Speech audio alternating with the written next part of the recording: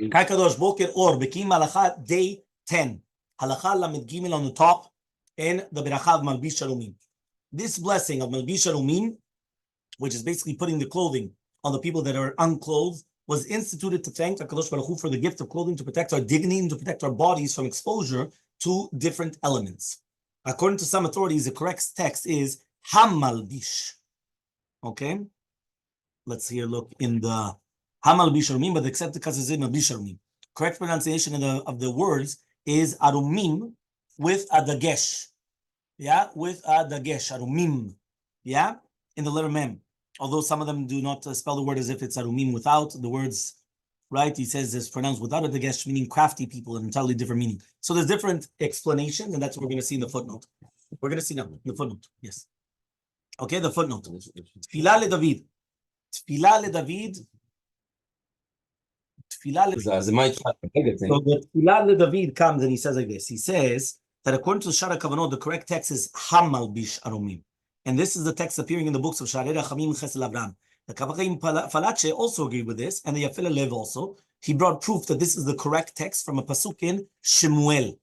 Okay, another advantage of this text is that it separates the final letter Mem in the word Ha'olam from the opening letter of the Mem of Malbish, thus preventing people from swallowing it together. Meaning, if you say Baruch Atah Hashem Elokeinu Melech Ha'olam Hamalbish Arumim, there's a difference, there's a pasek between Ha'olam and Hamalbish Arumim. But if you do not do that, so then what happens is you say Baruch Atah Hashem Elokeinu Melech Ha'olam Malbish Arumim, you only do one mem.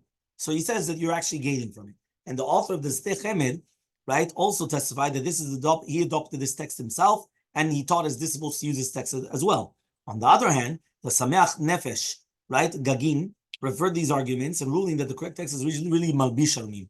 That this text appears in the prayer books also of the Rashash, and also in the text of the prayer book of Rav Rama Gaon and the Rambam. In contrast, Rav Netanai Gaon, right, wrote a response to the correct text is Hamalbish. At any rate, except the prayer, the majority of people nowadays also do Malbish. But again, there's both sides to it, and obviously it's going to come in and make a differentiation whether it's Hamalbish or Malbish, what is the correct one or not. And then also you have the correct pronunciation is actually Arumim, which is going to be with a dagesh in the Mem. So the first one was, is it Hamalbish or Malbish? The second nekuda is it Arumim or Arumim?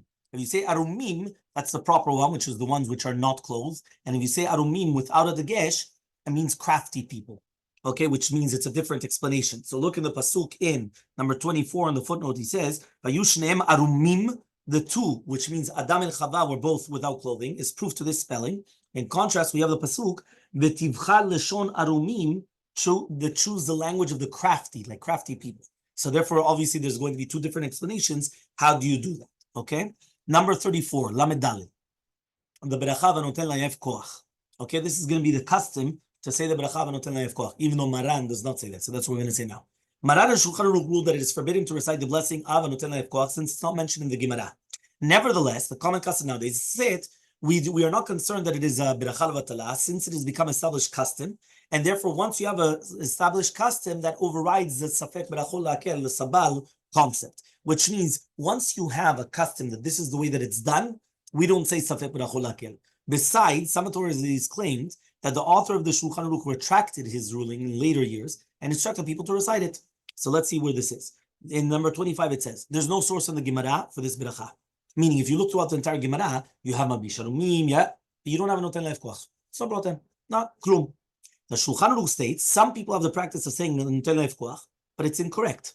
And the Rama commented in his glossary that the common custom of Ashkenazi Jews is to do it.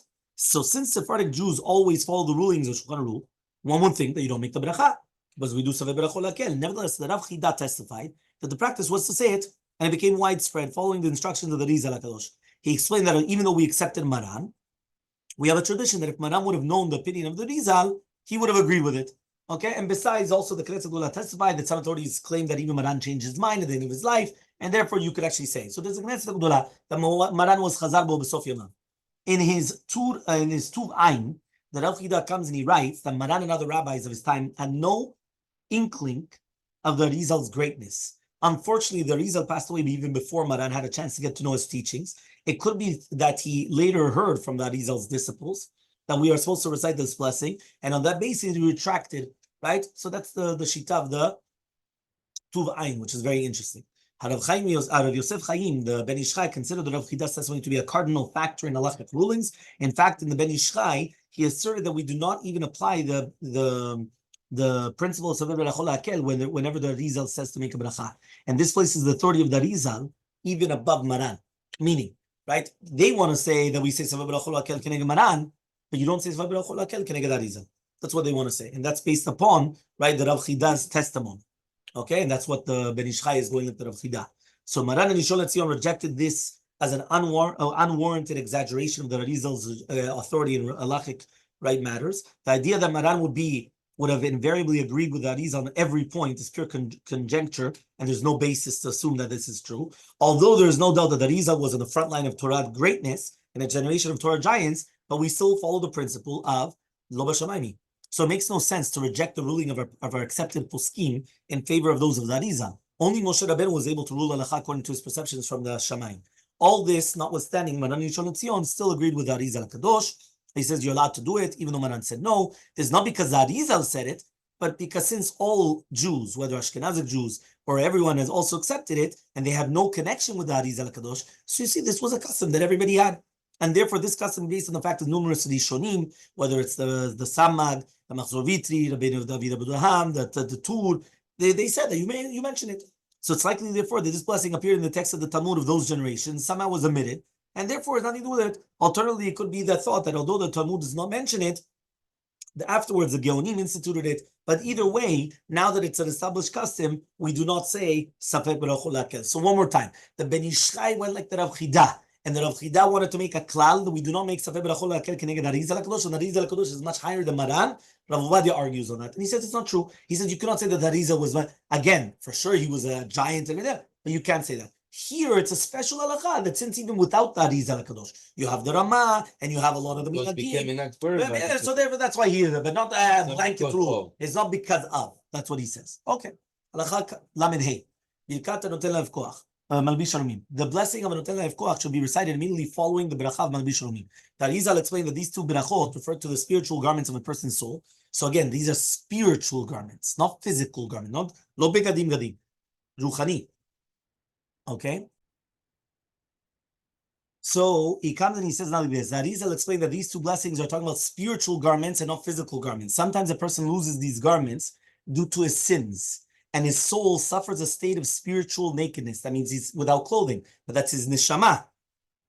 In his abundant mercy, HaKadosh Baruch Hu comes and he gives him a substitute garment, which means, and that's why we recite the bracha Malbish Shalomim. Some people do not sin to such an extent, and they are able to preserve their soul's original garments. However, they are also guilty of some sins. So each sin loosens the stitches in the soul's garments and affrays it, so that the garment becomes weaker and shabbier the more sins one accumulates. So Hashem has mercy on these people as well. And each morning they find that the soul's garments newly repaired and reinforced. In recognition of this kindness, we come and make the bracha ha noten layaef koach. Interesting. Okay, so let's see here the footnote 26. This explanation comes from the Ben Ish Chai and the Oziel, another several of the Ben Ish Chai. He comes in and says, based on the Shara Kavanot, right? The Tilal David challenged this explanation, arguing that if it was true, we would not be able to say the bracha v'noten layaef koach after reciting that of Malbish Shalomim, because once we give the bracha for new garments, so it would be superfluous to come to make a bracha again for just repairing our existing garments. So, okay, but again, the fact is that Rav Shalom Mizrahi Sharabi, he comes and he listed the blessing of a Noten Layaef Koach before Malbish Shalomim. Nevertheless, the Tilal David reconciled the order of the blessings that we are accustomed to the following. He explained that first we make the bracha Malbish Shalomim to thank HaKadosh Baruch Hu for the clothing, which is the kindness towards one group of people.